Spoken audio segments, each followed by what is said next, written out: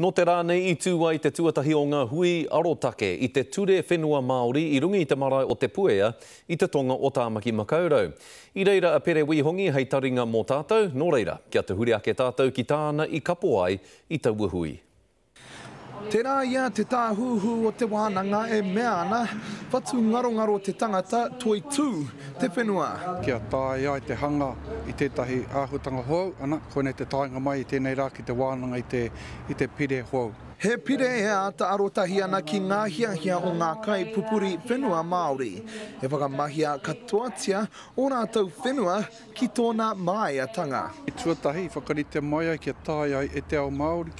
Nā mea whai pāanga ana ki te whenua, ki te ata wete I te hohonutanga o te pire nei ko te pire ture whenua Māorina. He mānuka ka wānangahia o ngā kaupapa e whā. He ai kia Flavel ko tētahi o ngā tino aronga a te hui nei, ko te atarautaki me pēhea hoki e wete kina I ngā here a te karauna ki ngā kaipupuri whenua Māori e pai ai tā rātou koke whakamua.